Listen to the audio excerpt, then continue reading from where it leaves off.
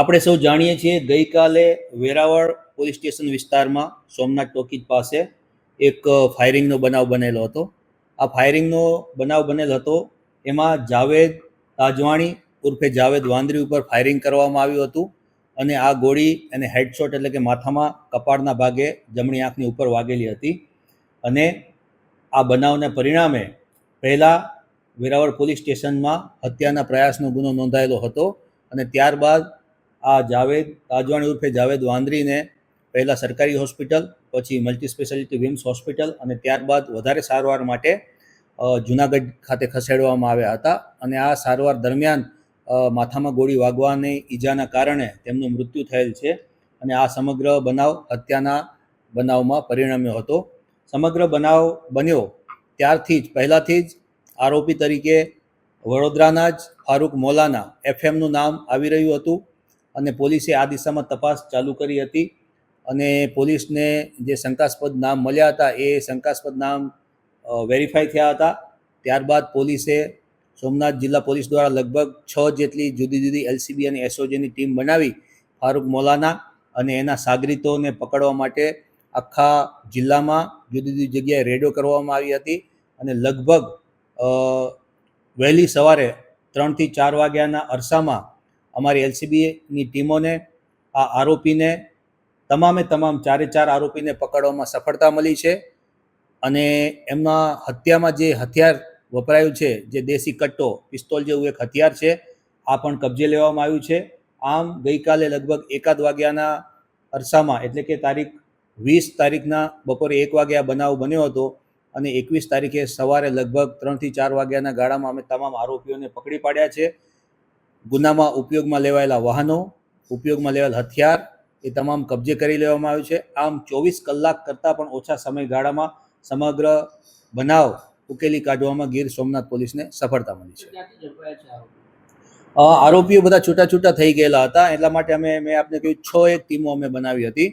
એમાંથી 3 આરોપીઓ અમને કેશોદ બાયપાસ પાસેથી એ આગળ રાજકોટ સાઈડ ને અમદાવાદ બાજુ ભાગી જવાની ફિરાકમાં હતા. તો ત્યાં અમને બાતમી મળી હતી એટલે ટીમ સતત ત્યાં જ એમનો પીછો કરી રહી હતી. એટલે 3 આરોપીઓ પૈકીના ફારૂક મોલાના,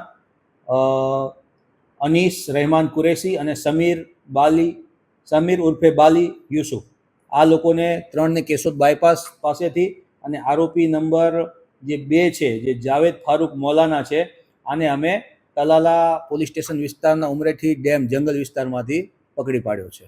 શું કારણ છે આ બનાવનું? મુખ્ય કારણ આમ તો જે જાવેદ તાજવાણી ઉર્ફે જાવેદ વાંદરી છે એ પહેલાં આ મોલાના છે, એફએમ કહેવાય છે, એફએમ તરીકે કુખ્યા છે વિસ્તારમાં, એની સાથે જ કામગીરીમાં હતો. પછી ઘણા સમયથી બંને વચ્ચે નાના મોટા મનદુખ ચાલી રહ્યા હતા. એમાં જે ચૂંટણી ગઈ એમાં પણ કોને સપોર્ટ કરવો એ બાબતે પણ થોડું મનદુખ હતું. આ ઉપરાંત જે તાત્કાલિક કારણ હતું એ ટ્રાન્સપોર્ટેશનનું કારણ હતું. ફારૂક મોલાનાનો ફિશ સપ્લાયનો આસામ ગુવાહાટી સાઈડ ફિશ સપ્લાયના ટ્રકના કોન્ટ્રાક્ટ ચાલે છે. તો આ કોન્ટ્રાક્ટ આના લગભગ 10-15 વર્ષથી આ કોન્ટ્રાક્ટનું કામ કરે છે. પરંતુ એને એવી માહિતી મળી કે જ્યાં જાવેદ તાજવાણી ઉર્ફે જાવેદ વાંદરી છે એ લોકો પણ આ ટ્રાન્સપોર્ટેશનમાં ફિશ સપ્લાયના ટ્રાન્સપોર્ટેશન ઉદ્યોગમાં આ ઝંપલાવી રહ્યા છે. તેથી એને પોતાનો કોમ્પિટિટર ઊભો થયેલો દેખાઈ રહ્યો હતો.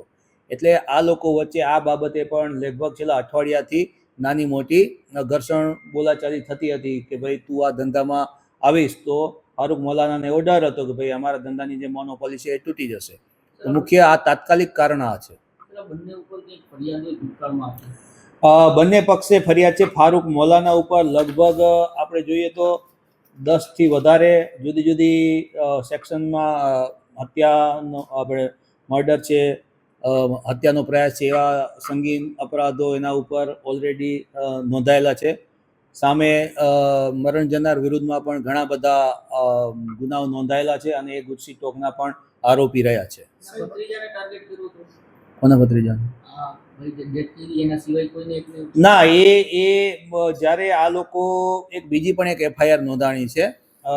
એ એફઆઈઆર જેમાં આમાં હત્યાનો પ્રયાસ 307 દાખલ કરી છે. આઈપીસીની જે જૂની કલમ હતી 307 દાખલ કરી. એમાં હાથના ભાગે એને કુવાડી અને તલવાર જેવા ગંભીર પ્રકારના હથિયારોથી ઈજા પહોંચાડવામાં આવી છે. આ બીજી એફઆઈઆર અમે દાખલ કરી છે.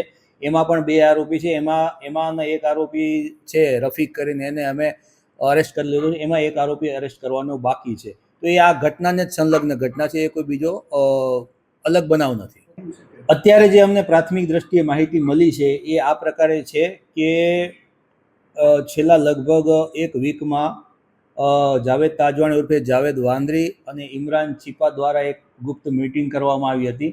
આ મીટિંગમાં સામે પક્ષે એટલે કે ફારૂક મૌલાનાને એના પક્ષે નુકસાન પહોંચાડવાનું અથવા તો એમને સીધા કરવાનું આ લોકોની એક મીટિંગ ગુપ્ત રીતે મળેલી હતી, એવી અમને અત્યારે બાતમી છે. આ બાતમી સામે ફારૂક મૌલાના અને એ લોકોને મળતા એ લોકો પણ તૈયારીમાં હતા. અને મીન વાઇલ આ રસ્તામાં જે કાલે જે બનાવ બન્યો છે એ કોઈ મતલબ પ્રી પ્લાન બનાવ હતો એવો નહોતો કે ભાઈ આજે આને આ જગ્યાએ પતાવી દેવો છે, એવો કોઈ બનાવ નહોતો. પરંતુ ગઈકાલે બપોરે એ વિસ્તારમાં લાઇટ ગઈ હશે એટલે આ જે ફારૂક મૌલાના પોતાનું 2 વ્હીલર લઈ અને પોતાની એક બીજી જગ્યાએ ફાર્મ હાઉસ ઉપર જતો હશે. મીન વાઇલ રસ્તામાં એને જાવેદ તાજવાણી ઉર્ફે જાવેદ વાંદરી મળી ગયો. ત્યાં રસ્તામાં થોડીક બોલાચાલી થઈ અને ટ્રાન્સપોર્ટેશન બાબતે ચર્ચા થઈ કે ભાઈ એફએમએ ફારૂક મૌલાનાએ એવું કીધું આને કે ભાઈ તું આ ધંધામાં શા માટે ઉતરી રહ્યો છે, જ્યારે તને ખબર છે આપણે ભેગું સાથે કામ કર્યું છે, તો તું આ ધંધામાં મને નુકસાન થાય એના માટે શું કામ તું કોમ્પિટિશન ઊભું કરવા જઈ રહ્યો છે. 2 જણા વચ્ચે ત્યાં બોલાચાલી થાય છે. બોલાચાલીમાં આની પાસે જે મેં અમને કીધું કે અગાઉની એની પાસે બાતમી હતી કે આ લોકો એમને નુકસાન પહોંચાડી શકે છે શારીરિક રીતે, એટલે આ થોડોક પોતાની તૈયારીમાં હતો અને આ લોકોને પણ એ લોકો જે 8-10 જણા હતા એ તૈયારીમાં હતા કે આ લોકો આપણા પર ગમે ત્યારે હુમલો કરશે. એટલે આને પાસે એ જે દેશી કટ્ટો જે એને પાસે લગભગ 3-1 વર્ષથી લઈને રાખ્યો છે, આ યુપીના કોઈ ગામડામાંથી ખરીદીને આવ્યો છે, એની તપાસ હાલમાં ચાલુમાં છે. તો આ કટ્ટાથી એને સીધું ફાયર કરી દીધું છે.